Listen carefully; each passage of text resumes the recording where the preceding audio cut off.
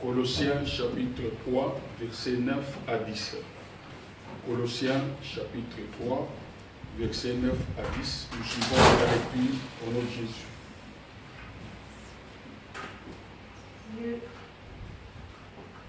Ne manquez pas les uns aux autres, vous êtes dépouillés du vieil homme et de ses œuvres, et ayant revêtu le nouvel homme, qui se renouvelle dans la connaissance, selon l'image de celui qui l'a créé. Amen. Amen. Père Céleste, c'est toi qui as dit au commencement était la parole et la parole était avec Dieu. Yoshua Mashiach, tu nous as dit, vous êtes déjà purs à cause de la parole que je vous ai annoncée. Que cette parole, Seigneur, Dieu, puisse purifier nos âmes, purifier notre esprit, purifier notre corps. Que cette parole, Seigneur, nous sanctifie davantage. Que cette parole, oh Dieu, nous donne l'éclairage, nous donne la lumière, Seigneur, mon Dieu de gloire. Que cette parole soit pour nous, Seigneur, mon Dieu, mon roi, un chemin, Seigneur, mon Dieu, qui nous conduit vers le Père. Que cette parole puisse illuminer nos cœurs par les noms de Yoshua HaMashiach, notre Seigneur et Sauveur. Amen. Amen. Que Dieu vous bénisse. Je vous demande de vous asseoir. Que Dieu vous bénisse. Je vous salue tous au nom de Jésus-Christ de Nazareth. Amen. Amen. Que Dieu te bénisse là. Tu es présent. Comme cela est écrit que pour moi, je préfère mieux rester 1 heure dans tes parvis que 1000 heures ailleurs. Pour moi, un jour auprès de toi, Seigneur, vaut mieux que 1000 ailleurs. Donc cela veut dire que j'ai vraiment besoin de rester. C'était une demande de rester continuellement à la face de Dieu. Aujourd'hui, mes bien-aimés, nous sommes en train de continuer notre enseignement sur le baptême et le reflet de la nouvelle naissance. J'avais dit que peut-être tu dirais que non, moi je n'ai pas besoin de l'enseignement de baptême parce que je suis déjà baptisé. Mais nous allons voir parler de Dieu que cet enseignement ne consiste pas seulement sur ceux qui ont besoin d'être baptisés. Mais l'enseignement, c'est pour toute personne qui se dit enfant de Dieu. Et chacun de nous, par l'amour du Seigneur, va se retrouver dans cet enseignement. Amen. Amen. Alors, j'avais dit que le baptême d'eau, en grosso modo, c'est être plongé dans l'eau. Quand on dit le baptême c'est plonger dans l'eau. Donc si on donne le baptême d'eau, tu dois être plongé dans l'eau. Donc cela veut dire que ça exclut d'autres baptêmes. Il y a plusieurs baptêmes. Il y a des gens qui font des baptêmes sous le drapeau. Il y a des gens qui font des baptêmes dans le feu, le véritable feu. Il faut sauter le feu. Il y en a d'autres, des baptêmes étant bébé. Donc il y a plusieurs baptêmes. Mais nous voulons parler plus de baptême de la Bible. Le baptême qui est dans la volonté de Dieu. Ce baptême qui est dans la volonté de Dieu, c'est un baptême qui reflète, comme nous avons donné le titre, qui reflète l'image de la nouvelle naissance. Pendant le temps que nous allons partager cette parole, vous allez comprendre pourquoi vraiment j'ai eu le baptême.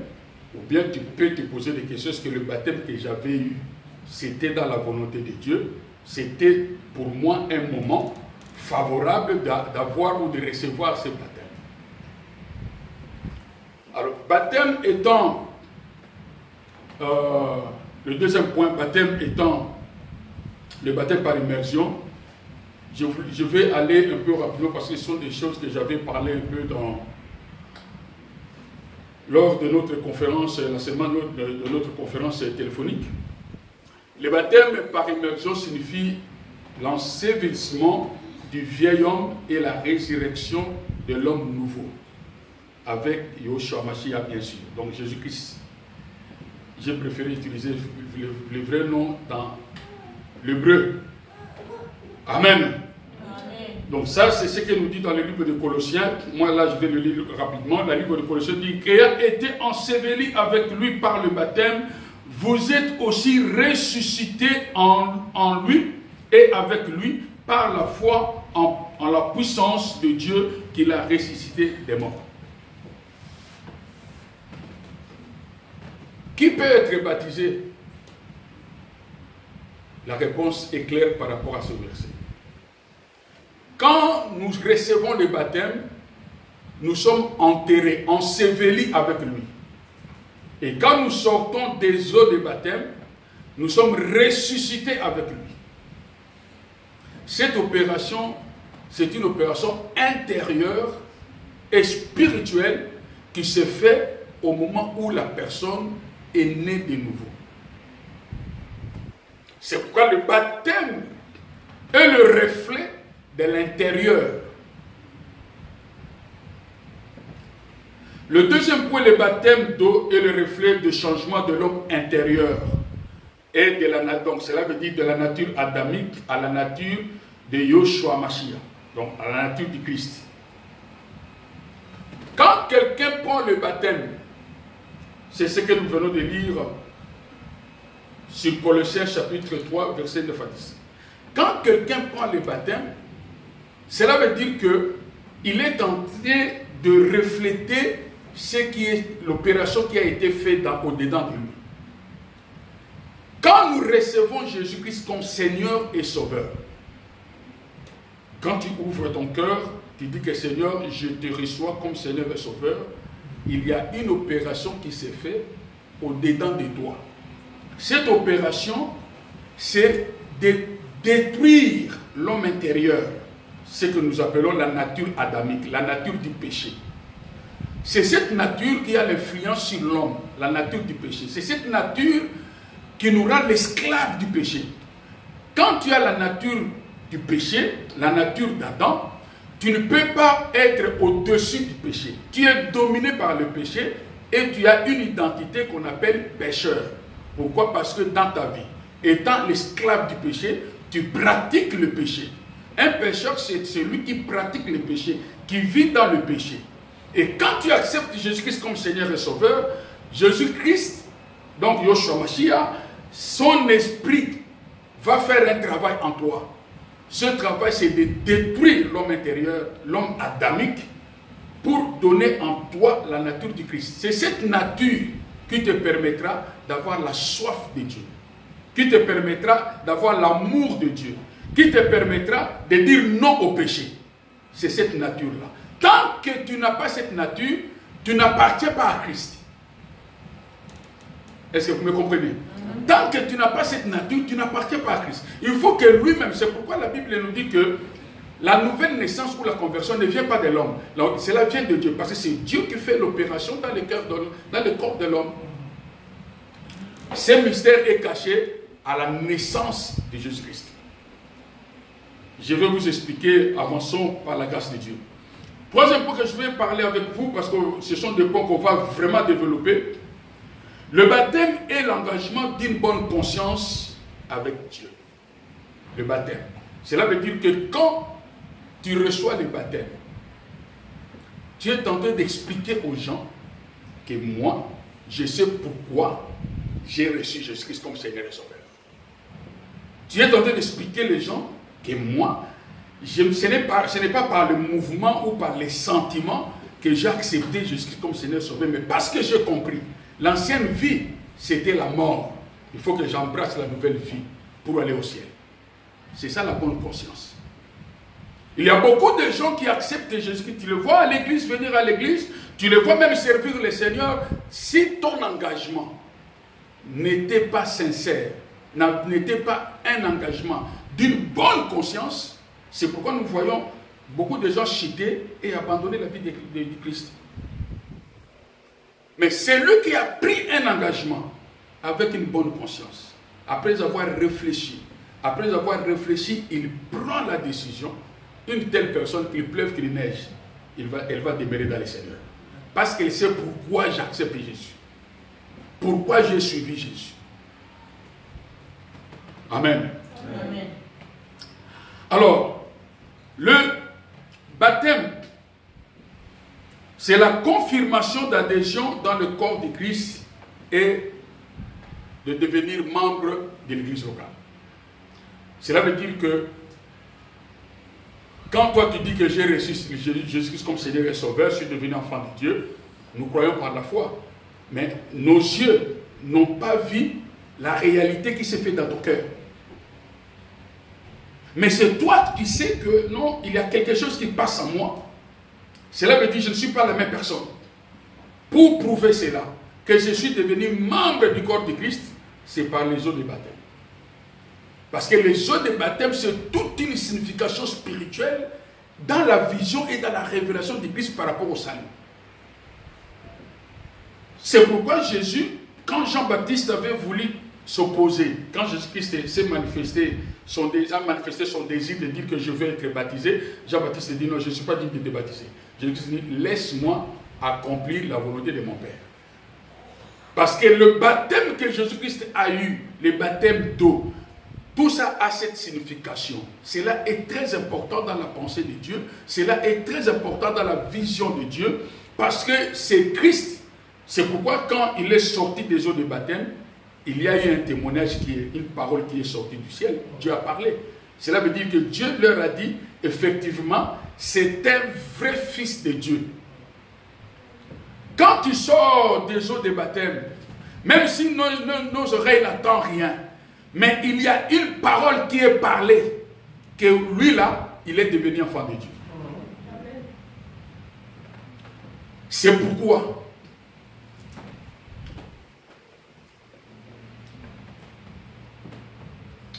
nous voulons parler pourquoi le baptême, je vais aussi passer rapidement. Les choses que je suis en train d'expliquer, c'est pour comprendre l'importance du baptême. Parce que beaucoup de gens, quand ils vont se faire baptiser, ils savent seulement le baptême se plonger dans l'eau, baptême, c'est parce que j'ai reçu Jésus-Christ comme Seigneur Sauveur. Non, le baptême cache une révélation de la vie spirituelle d'un enfant de Dieu. Le baptême, c'est ma d'eau.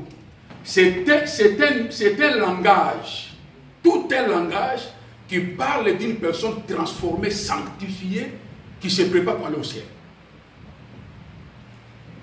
Si le baptême n'était pas vraiment important, Jésus-Christ allait dire aux gens, Baptiste, bon, comme tu as reconnu que moi je suis plus supérieur que toi, ce n'est pas comme tu m'as vu que je suis supérieur, je suis Seigneur, alors tu ne peux pas me baptiser. Bon, tu as raison, tu ne peux pas. Jésus-Christ dit non, au moment où j'accepte le baptême, je ne suis pas Seigneur, mais je suis fils.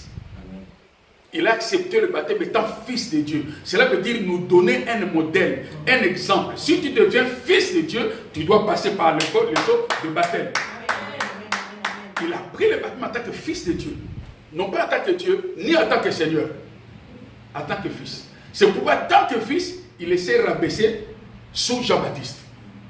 Pour qu'il puisse apprendre ce baptême d'eau.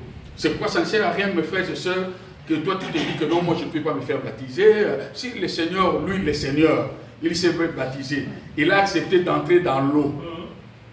Et combien plus forte raison, toi qui es pécheur, lui qui est parfait. Jésus-Christ, en réalité, n'a pas besoin de cela. Mais il nous a donné un modèle. Il nous a donné un exemple. Il nous a montré le chemin. Comme la Bible nous dit que nous sommes les imitateurs de Christ, nous avons l'obligation de passer par le baptême des eaux. Amen, amen, amen, amen. Rapidement, je vais parler sur quelques raisons pourquoi nous recevons le baptême. Premièrement, parce que nous voulons seulement accomplir la volonté de Dieu à l'exemple de Joshua. Nous recevons des baptêmes parce que nous voulons seulement accomplir la volonté de Dieu, la volonté de notre Père. Dans Actes des Apôtres 2, 38, donc le baptême est l'image de la purification des péchés pardonnés lors de la repentance. Ce passage, je vais le lire parce que je n'avais pas préparé pour qu'on puisse lire. Donc, verset 38 nous dit, Pierre leur dit, répentez-vous que chacun de vous soit baptisé au nom de Jésus à cause du pardon de vos péchés et vous recevrez le don du Saint-Esprit. Ici, il y a des gens qui interprètent mal ce verset. Ils pensent que quand je passe le baptême d'eau, mes péchés sont pardonnés. Non.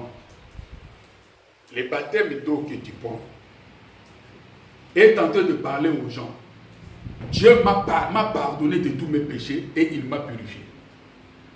Donc, parce que j'entre dans l'eau, je sors, c'est aussi un signe de purification. Mais la purification se fait seulement si tes péchés te sont pardonnés. Or, quand est-ce que les péchés sont pardonnés? C'est quand j'avais accepté Jésus-Christ comme Seigneur et Sauveur. C'est pourquoi j'entre dans l'eau de baptême pour présenter aussi aux gens que réellement dans mon cœur, dans ma vie, je suis pardonné, sanctifié. Là, vous pouvez aussi m'appeler saint. Alléluia. Le baptême. Mais bien aimé, le baptême, c'est pourquoi le baptême est beaucoup combattu par le diable. Il y a des gens pour être baptisés, ils voient peut-être sa personnalité, mais il y a d'autres personnes qui disent, mais combien de fois je peux être baptisé? Et c'est pourquoi les gens précipitent aussi beaucoup de gens avant la conversion qu'ils soient baptisés.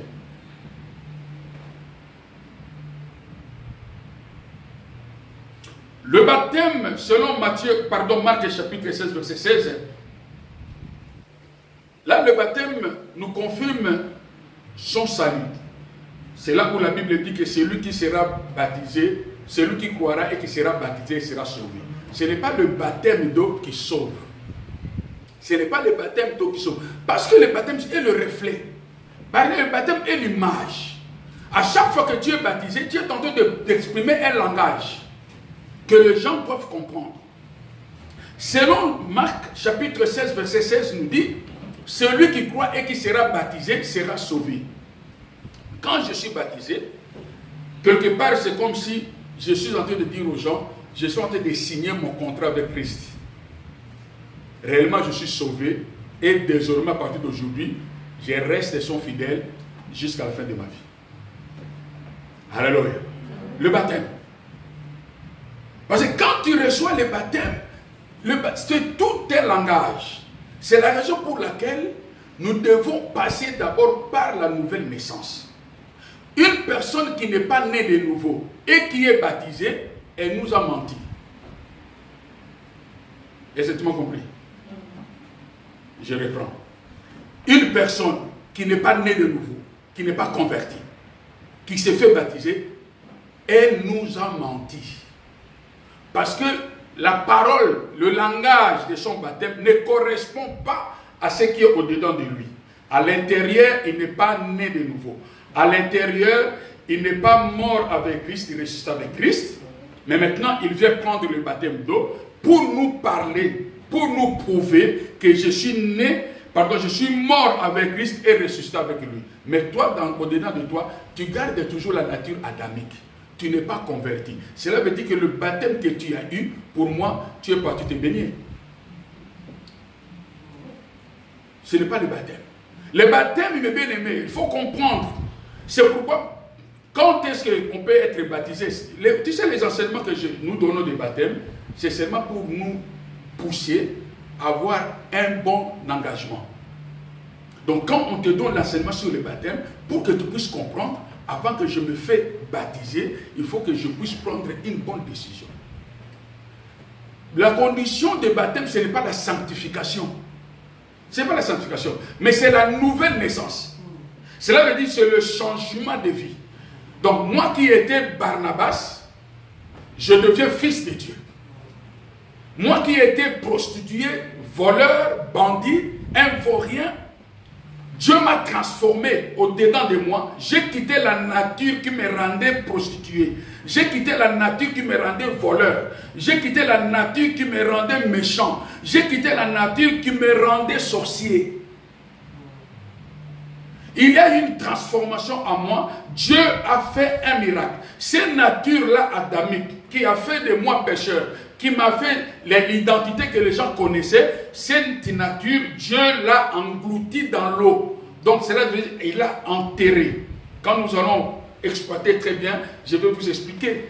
Mais bien aimé dans le Seigneur, c'est très important. Tu peux être baptisé même 15 fois. Pourquoi? Parce que tu n'as pas passé par la nouvelle naissance. Parce que pour moi, je n'aime pas, mes bien-aimés, qu'on puisse encourager le mal. Les principes de Dieu, personne ne peut les changer. Si tu crois et que tu sois, il faut d'abord croire et que tu sois baptisé. Or, le croire là, ce n'est pas seulement d'accepter, non. C'est de changer de vie. Je crois maintenant que Jésus-Christ est mort pour moi, il est ressuscité pour moi, il est venu pour me donner la vie, alors je vais croire pour que cette opération spirituelle qui a été faite pour mon salut soit réalisée dans ma vie. Je donne mon cœur à Dieu. Quand je donne mon cœur à Dieu, en acceptant Jésus-Christ comme Seigneur et Sauveur, c'est à ce moment que Dieu prend sa sémence, met dans toi. C'est cette sémence qui va dominer le péché. C'est là où la Bible dit, ce n'est plus moi qui vis, mais c'est Christ qui vit en moi. Donc cela veut dire que les jours où Jésus-Christ habite en toi, c'est le jour où toi tu avais pris un bon engagement. De dire que je donne ma vie à Dieu, je quitte, je me sépare avec cette vie de péché, je vais donner ma vie à Dieu. Tu fais une bonne confession. Tu acceptes Jésus-Christ comme Seigneur et Sauveur de ta vie. Et à partir de ce moment, tu es sauvé. Comme tu es sauvé, Dieu efface l'ancienne vie. Dieu oublie l'ancienne vie. Dieu tourne la page. Quand les gens te pointent des doigts pour dire que toi tu es bandit, mais comme tu es passé par la conversion, Dieu sur son livre de vie ne te voit pas bandit. Quand les gens t'appellent bandit, Dieu t'appelle fils de Dieu. Est-ce que tu comprends? Amen. Au moment où tu as cru, au moment où tu as donné ton cœur à Dieu, quand tu l'as accepté, mais bien aimé, cette opération, ça ne vient pas de l'homme, c'est Dieu. Il le fait directement, il te change radicalement, mais spirituellement. C'est à partir de ce moment-là, progressivement, tu vas t'éloigner du péché pour t'approcher de Dieu. Progressivement. Pourquoi? C'est comme un enfant qui vient de naître, il grandit progressivement. Progressivement. C'est de cette façon que nous grandissons progressivement dans le Seigneur. Mais pour grandir dans le Seigneur progressivement, il faut commencer par la nouvelle naissance. Amen. Amen. Amen. Amen. Amen. Amen. Gloire soit rendue à Dieu. Que le Seigneur soit béni. Alléluia. Amen. Alors, nous passons à une autre chose, c'est que le baptême reflète. Ce que le baptême reflète. Le premier point, c'est ce que nous allons partager aujourd'hui. Peut-être que sur ce premier point, on peut parler de 2 sous-points seulement et j'arrête. Le baptême est l'engagement d'une bonne conscience. Nous voulons maintenant développer le baptême et l'engagement d'une bonne conscience. Quand tu as eu le baptême, tu as pris un engagement sacré. C'est comme une personne qui va dans une société pour signer le contrat. Avant de signer le contrat, on te dit, lis le contrat. Après avoir lu le contrat, on te montre, dans le contrat, il y a tout. Il y a le salaire, tout dans le contrat. Tout dans le contrat. C'est que la société peut te prendre en charge, c'est que la société ne peut pas prendre en charge, tout est écrit. On te dit, prends le temps, lis le contrat. Après, on te pose une deuxième question. Est-ce que tu veux vraiment t'engager? Si tu signes, cela veut dire que tu es d'accord à ce qui est dit. La vie chrétienne, le bon départ de la vie chrétienne dépend de cet engagement. La foule avait suivi Jésus. Quand Jésus commence à donner des nourritures solides, les gens se sont dit, mais la parole devient dure. Et il s'est dit, qui peut le suivre? Donc pour eux, personne ne pouvait accepter une telle parole. Or, ils avaient oublié qu'il y avait les 12. Ils sont partis, ils ont quitté Jésus. Mais les 12 sont restés. Jésus-Christ les a poussés d'aller. Il les a chassés. Et vous, pourquoi vous êtes restés ici? Allez, suivez les autres. Mais les 12 ont dit, Seigneur, pour nous, nous avons cru et nous avons compris qu'en toi, il y a la vie éternelle. Donc cela veut dire que si nous te suivons, ce n'est pas pour le manger et le boire. Nous te suivons parce que nous avons compris dans toi il y a la vie. La chose que nous cherchons est cachée en toi. Donc si nous nous séparons de toi, nous perdons la vie. Qui sont ces gens-là? Ce sont ceux qui ont pris l'engagement d'une bonne conscience. Beaucoup de gens aujourd'hui, quand tu vois un homme de Dieu vivre dans les... Je ne dis pas un homme de Dieu, chaque fois quand je parle de cela, je mets la différence de tomber dans les péchés. Tomber dans les péchés, tout le monde tombe dans les péchés, nous sommes des imparfaits. Nous avons nos faiblesses, nous avons nos manquements, nous avons beaucoup de choses, les imperfections. Cela fait que de temps en temps, on tombe. Ça peut être d'une manière en acte ou en parole ou en pensée. C'est pourquoi la Bible dit, si quelqu'un dit qu'il ne pêche pas, donc il prend Dieu comme un menteur. Mais pratiquer le péché, un enfant de Dieu ne le pratique pas. Si tu vois une personne qui se dit serviteur de Dieu, qui pratique le péché, n'allez pas loin, il est païen. Il est païen. Tu n'as même pas à discuter, oh non, je vais aller prier le Saint-Esprit pour qu'il me montre l'état d'âme. Non, l'état d'âme est déjà vu. Tu l'as vu, l'état d'âme. Il pratique le péché. Un enfant de Dieu qui dit que moi je suis un enfant de Dieu, je sers Dieu dans tel domaine, et qu'il vit dans le péché. Je parle bien de vivre dans le péché. Parce qu'il y a des gens, quand ils pêchent, ils prennent plaisir de pécher. C'est que tu n'as pas le Saint-Esprit. Tu n'as pas le Saint-Esprit. Donc, comme tu n'as pas le Saint-Esprit, tu n'appartiens pas à Dieu. Comme tu n'appartiens pas à Dieu, tu es païen. Est-ce que vous me comprenez? Les gens cherchent les analyses. La Bible nous a donné toutes sortes d'analyses. Je dis, vous les reconnaîtrez par le fruit. Il n'y a pas de problème. Quand les gens disent, je suis serviteur, je suis enfant de Dieu, serviteur, enfant de Dieu, Jésus-Christ, oh, n'ayez pas peur de ce qu'ils disent. Regardez, fixez seulement le regard, regardez la personne, continuez à regarder sa vie. Le fruit qu'il va présenter, c'est l'identification de sa nature.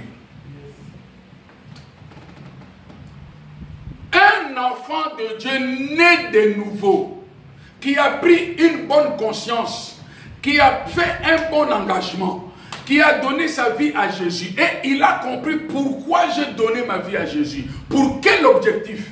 Une telle personne, qu'il pleuve, qu'il neige, elle sera toujours dans le Seigneur. Si tu vois quelqu'un changer de langage, j'en ai marre avec vos prières, je suis déçu par Dieu. Ah, essayez un peu de faire entrer dans le laboratoire de Jésus-Christ, dans la salle d'opération de Jésus, pour qu'il puisse regarder ce qui est dedans dans son cœur. Alléluia. Alléluia. Amen. Alléluia. Amen. Le premier point de l'engagement que nous allons parler, c'est dans le livre de Philippiens. Ma fille peut lire le livre de Philippiens, chapitre 3, versets 13 et 14. Tu peux élever un peu la voix pour que cela puisse mieux sortir, s'il te plaît, merci.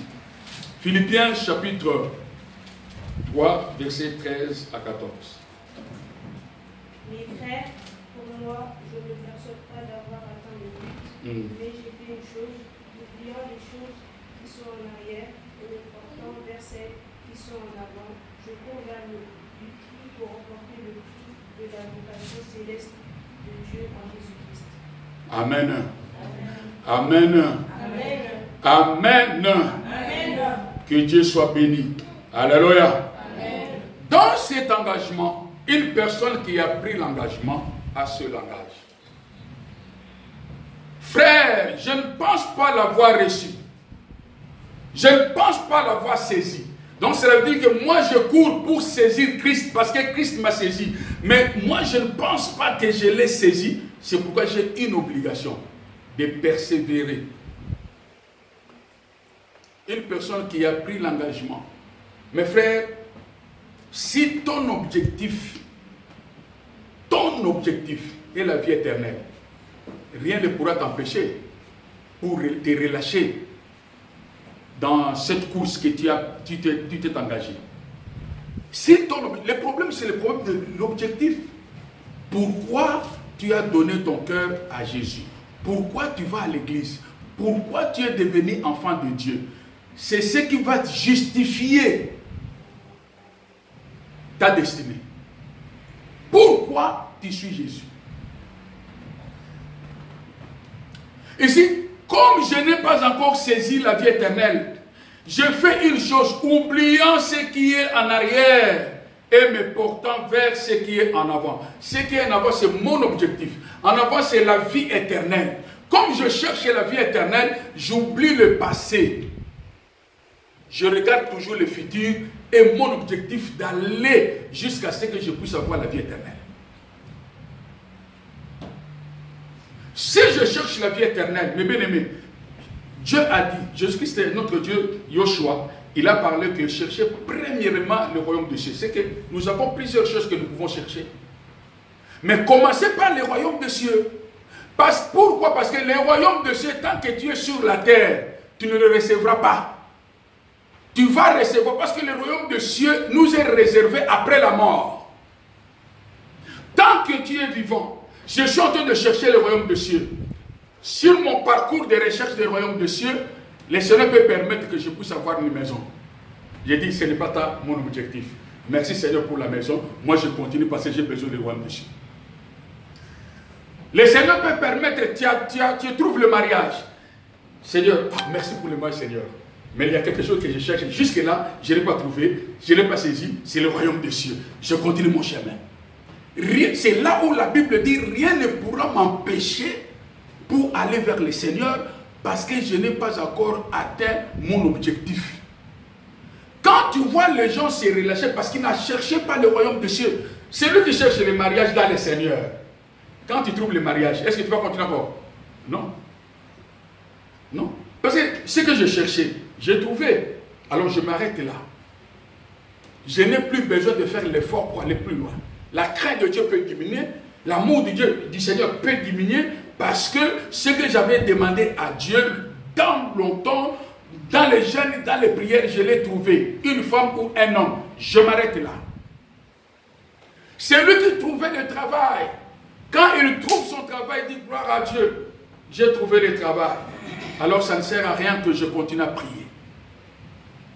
C'est là où nous voyons des gens se relâcher. C'est parce que leur objectif dans la vie spirituelle n'était pas la vie éternelle. Jésus-Christ dit, cherchez premièrement la vie éternelle. Si réellement ton but est la vie éternelle, rien ne pourra t'empêcher sur le chemin, le chemin du salut, rien ne pourra t'empêcher de progresser parce que ton objectif n'est pas atteint. C'est pourquoi la Bible nous dit, cherchez premièrement le royaume de Dieu, le reste vous sera donné par-dessus. Alléluia. Amen. Alléluia. Amen. Jusque là, je vous fais comprendre. Amen. Tout ça, je vous montre le reflet de baptême. Là, dans le reflet de baptême, nous parlons de l'engagement d'une bonne conscience. Dans l'engagement d'une bonne conscience, c'est lui qui a bien réfléchi pour suivre Jésus. Il s'est dit que non, Christ m'a dit, répands-toi pour avoir la vie éternelle. Alors, la vie éternelle, je ne l'ai pas saisie. Rien ne pourra m'empêcher d'aller de l'avant avec le Seigneur. Une personne qui a compris que moi, je suis en train de chercher la vie éternelle. Et cette vie éternelle, c'est caché dans ma vie de prière et dans la parole de Dieu. Une telle personne va s'accrocher à la vie de prière et la parole de Dieu jusqu'à ce qu'elle puisse avoir la vie éternelle. Pour que je puisse avoir la vie éternelle, mon Dieu m'a dit, servez l'Éternel pour l'avancement du royaume de Dieu. Ah bon? C'est pour la vie éternelle, gloire à Dieu. Je veux continuer à servir le Seigneur pour que le royaume de Dieu puisse s'épanouir sur terre. Tout ce que je fais, mes bien-aimés, a un seul objectif, pour atteindre la vie éternelle. Si de cette façon, mes bien-aimés, il n'y aura pas de combat dans l'église. Si dans l'église aujourd'hui, nous voyons beaucoup de choses qui tournent, il y a des luttes, des combats, des découragements, des injures, la sorcellerie, toutes ces choses, c'est parce que l'objectif du cœur n'est pas la vie éternelle. Quand l'objectif du cœur sera la vie éternelle, mes bien-aimés dans le Seigneur, la crainte de Dieu va grandir dans nos cœurs. Alléluia. Alléluia.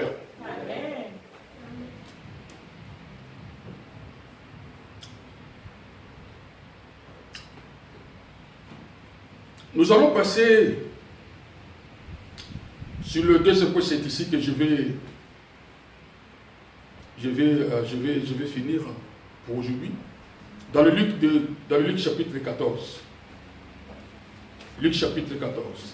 Nous sommes toujours dans l'engagement de bonne conscience. L'engagement que nous avons pris, le premier point d'engagement, nous avons dit que tant que je n'ai pas la vie éternelle, rien ne pourra m'empêcher pour que je puisse persévérer dans la vie chrétienne. tant que je n'ai pas la vie éternelle, rien ne pourra m'empêcher. Je fixe toujours mes regards avant d'aller avec le Seigneur, de progresser avec Dieu, d'avancer avec Dieu. Alléluia. Amen. Luc chapitre 14, verset 26 et verset 33. Pas 26 à 33, mais verset 26. Après, nous allons lire le livre 14, Luc chapitre 14, verset 33. Nous lisons d'abord le verset 26. Quelqu'un vient à moi et ne hait pas son père et sa mère, sa femme et ses enfants, ses frères et ses sœurs, et même sa propre vie, peut être mon disciple. Ok. Amen. Amen. Si quelqu'un vient à moi, si quelqu'un vient à moi, sans me préférer à son père, à sa mère, à sa femme, à ses enfants, à ses frères et à ses sœurs, et même à sa propre vie, ne peut être mon disciple. Alléluia. Amen. Ça fait partie de l'engagement d'une bonne conscience. Une personne qui a pris un bon engagement, il veut dire que je deviens le disciple de Jésus. Jésus-Christ se dit, tu sais, quand Jésus-Christ se disait, si quelqu'un veut me suivre, il s'adressait à la foule. Il s'adressait à la foule parce que les gens suivaient Jésus. Derrière Jésus, fils de Dieu, fils de David, il a fait le miracle, les paralytiques marchent. Hier, en tout cas, on a mangé, on était rassasiés. Il y avait 12 paniers de pain et de poissons. C'était resté. Tout le monde était derrière. Il y a des gens qui venaient pour les miracles, il y en a des gens qui venaient pour contempler la gloire de Dieu, il y a des gens qui venaient pour acclamer seulement Jésus. Jésus leur dit, celui qui veut venir à moi, qu'il me préfère plus que. Cela veut dire, tu dois m'aimer plus que ton père, plus que ta mère, ta femme, ton mari, tes enfants, tes frères et sœurs et tes amis. Mes frères et sœurs, je vais, il y a quelque chose que j'avais aussi préparé pour vous présenter cela, mais je vais parler de ce que je viens de lire. Il y a des gens qui aiment sa famille plus que Dieu. Qui aiment sa famille plus que Dieu. Tu aimes tes amis plus que Dieu. Tu aimes ta femme plus que Dieu. Tu aimes ta femme, ton mari plus que Dieu. Jésus s'est dit, tu n'es pas digne d'être mon disciple. Tu ne peux pas être mon disciple. Si tu commences à aimer ton entourage, tu préfères ton entourage plus que moi. Donc tu n'es pas digne, tu ne mérites pas de devenir mon disciple. Tu ne le mérites pas.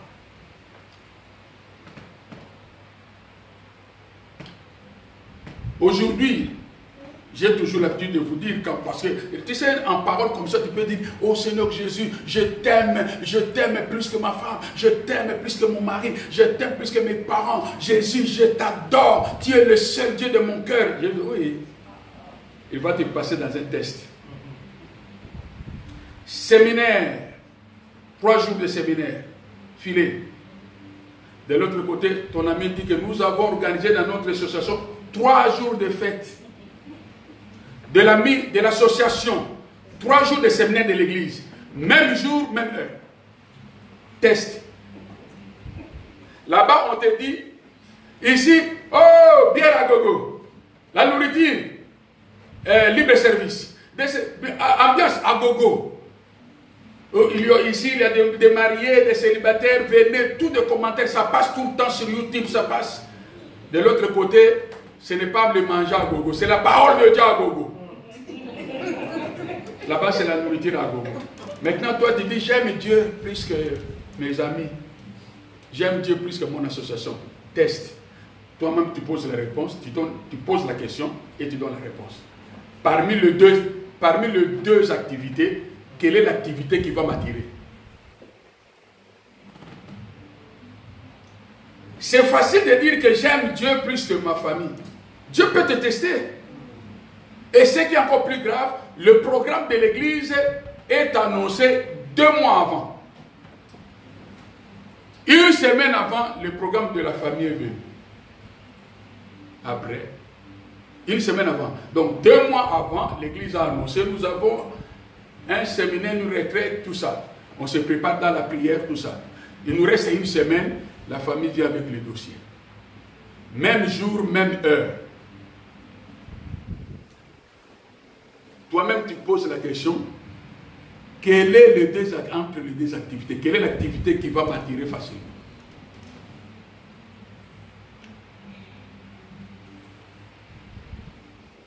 J'aime Jésus-Christ et plus ma famille. L'église dit, bien-aimés dans le Seigneur, nous avons le problème, nous avons besoin d'acheter les équipements pour l'église, tout ça, tout ça, tout ça. L'église a lancé communique. C'est Dieu qui fait le test. Hein. Il permet que tu puisses avoir 10 000 €. Au moment où tu es en train de réfléchir, la famille aussi vient avec le dossier. Le dossier de l'église équivalent à 5 000 €.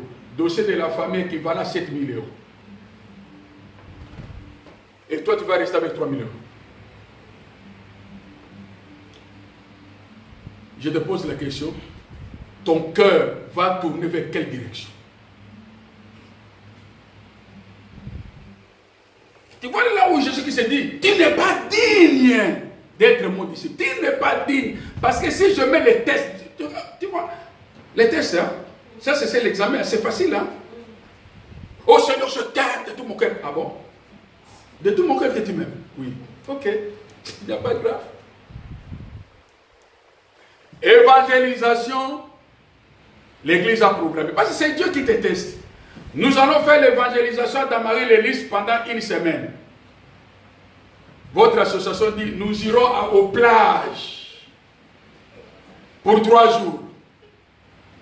Maintenant, prends ta Bible, tu dis, pas là-bas, malgré que je cotise, mais je vais aller évangéliser.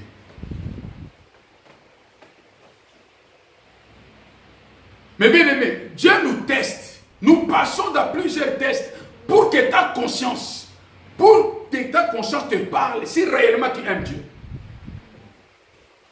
Si réellement tu aimes Dieu. Plusieurs fois, je vous ai dit, faisons un peu le bilan. Voyons les dépenses que nous faisons, nous. Et ce que nous faisons pour le Seigneur.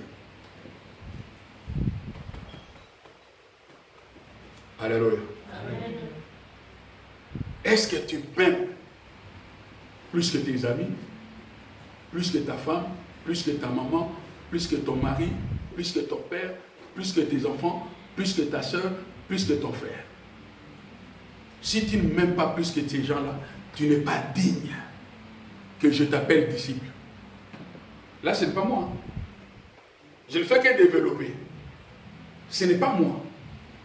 Cela veut dire que quand toi tu dis je suis le disciple de Jésus-Christ, quand Jésus te regarde, non, tu n'es pas mon disciple. Quand les anges viendront, oh, nous allons les protéger, les disciples de Jésus. Jésus-Christ se dira, toi tu es là, oh, Seigneur, Seigneur. Quand l'ange vient, je dis non, ce n'est pas lui. Protège l'autre. Ici, toi tu te dis disciple, mais Christ là-bas ne te voit. Il dit non, non, non, toi tu n'es pas mon disciple. Souviens-toi de ce qu'il a dit. Dans les derniers temps, plusieurs viendront, diront Seigneur, Seigneur. Qui sont ces gens-là? Ce sont qui, soi-disant, ils ont accepté Jésus-Christ comme Seigneur et Sauveur. Ce sont ces gens-là qui ont reçu le Saint-Esprit. Ce sont ces gens-là qui viennent à l'église, qui vivent la gloire de Dieu. Ce sont ces gens-là qui ont fait aussi des miracles. Mais Jésus-Christ s'est dit, je ne vous connais pas. Je ne vous ai jamais même vu sur mon terrain. Pourquoi? Parce que le cœur était loin de moi.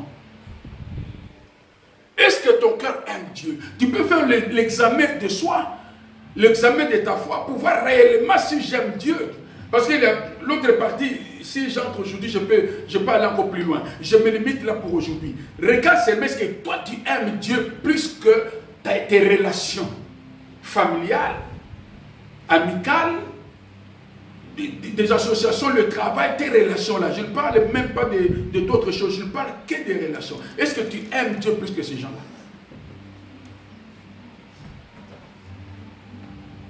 Il y a des gens qui sont prêts à sacrifier tout son salaire pour prouver son amour à un homme, à une femme, à un ami, à son enfant, à sa femme. Mais pour Dieu, il faut qu'on puisse intercéder et gêner. Seigneur, touche son cœur. Seigneur, touche son cœur. Après avoir gêné et prié, Dieu est venu finalement toucher ton cœur. Mais de l'autre côté, il n'y a pas d'intercession. Il n'y a que la petite demande. Après, tu dis, j'aime Dieu plus que les hommes. Non. Si réellement Dieu est la personne qui occupe ton cœur, ta première préoccupation, c'est d'abord Dieu. C'est d'abord Dieu.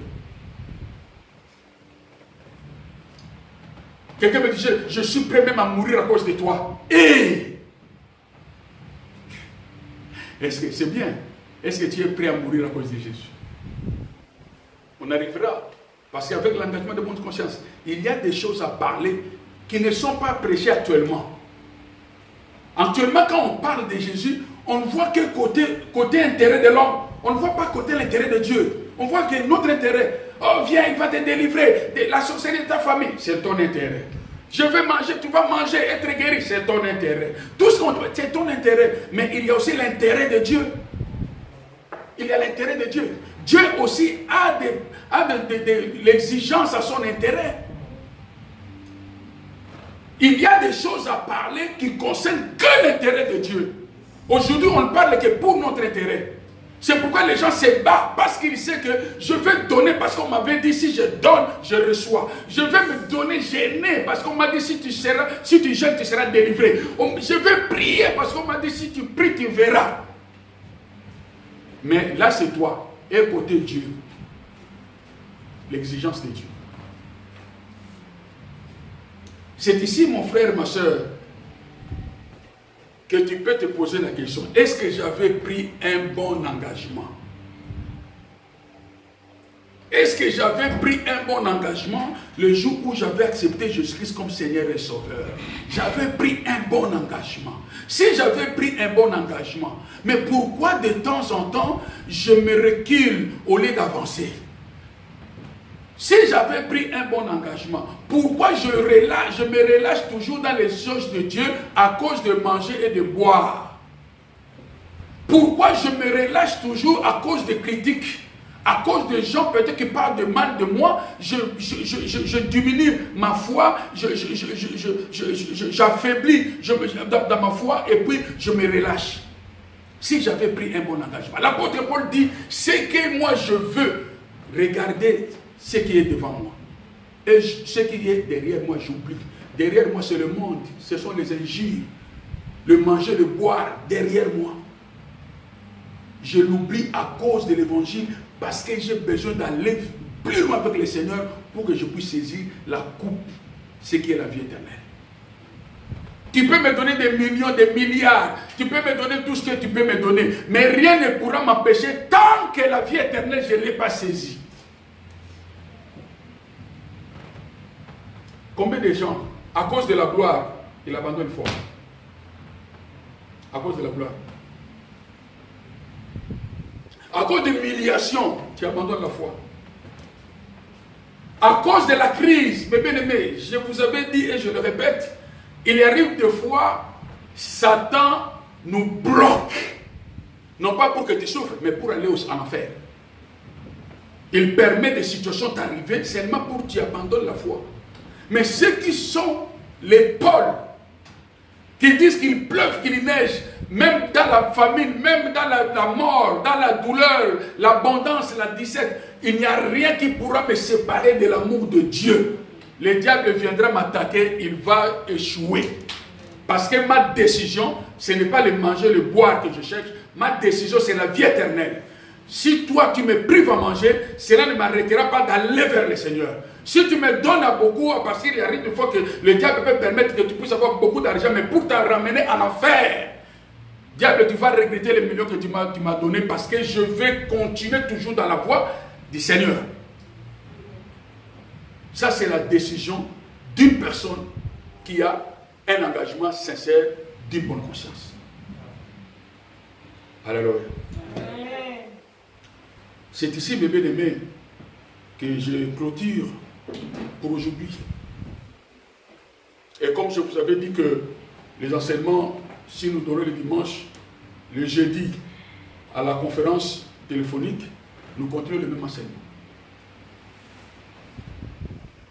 Là, mon frère, ma soeur, là, toi qui es ici, et celui qui nous suit à travers le Facebook, tu peux te poser des questions pour te dire mon engagement que j'avais pris pour donner ma vie à Jésus et le suivre durant toute ma vie, c'était comment? C'était l'engagement d'une bonne conscience ou c'était un engagement par aventure? Pourquoi j'ai pris l'engagement? Pourquoi je suis Jésus? Quel est mon objectif? La réponse te poussera de te positionner. Mais moi, je vais répondre à ta place. Jésus-Christ a dit, cherchez premièrement le royaume des cieux. Le reste vous sera donné. Tout ce que tu as besoin, Dieu l'a déjà prévu en Jésus. Tout ce que tu as besoin, Dieu l'a prévu en Jésus. Mais ce que Jésus-Christ cherche en toi, que tu sois sauvé, que tu puisses avoir la vie éternelle. À cause de la vie éternelle, Dieu peut te donner le travail. À cause de la vie éternelle, il peut te donner le mariage. Il peut te donner tout ce que tu as besoin. La guérison, la délivrance, le miracle. À cause de la vie éternelle. C'est pourquoi il veut que la vie éternelle soit à la première position de ta vie. La vie éternelle. Que ton cœur puisse avoir une place, un trône pour le Seigneur. La première place, la place d'honneur dans ton cœur. Laisse ça pour Jésus. Et que Jésus-Christ domine dans ta vie. C'est à partir de ce moment-là, quand tu entres dans les eaux de baptême, même les anges acclament. La voix qui a crié, celui-ci est mon fils bien-aimé. Mais bien-aimé, c'est lui qui a pris un engagement sincère, qui entre dans les eaux. Quand il sort, le ciel parle. Même si tes oreilles n'ont rien entendu, les anges sont dans la fête. Amen. Parce qu'ils ont dit que cet homme-là, il a confirmé ce qui est dedans. Celui qui a pris l'engagement pour être baptisé, soit béni. Celui qui n'est pas baptisé, mon frère, si tu n'as pas compris, voilà la raison que qui va te pousser de recevoir le baptême. Et celui qui avait pris le baptême étant païen, si on t'avait caché la vérité, moi je te le dis, tu n'étais pas baptisé ce jour-là. Si tu veux être baptisé, suis le chemin du Seigneur. La conversion, la nouvelle naissance après le baptême. Si tu passes d'abord par le baptême après la nouvelle naissance, pour moi, tu recommences le baptême. Parce que ce que tu avais pris là, c'était le mensonge. Tu nous avais menti. La vie de l'hypocrisie. Une personne païenne, une personne non convertie qui se fait baptiser, c'est un hypocrite. Le baptême n'est pas valable. Je l'ai montré noir sur blanc dans la Bible. Il n'y a pas d'autre chemin que le chemin du Seigneur. Que Dieu vous bénisse. Acclamons le Seigneur.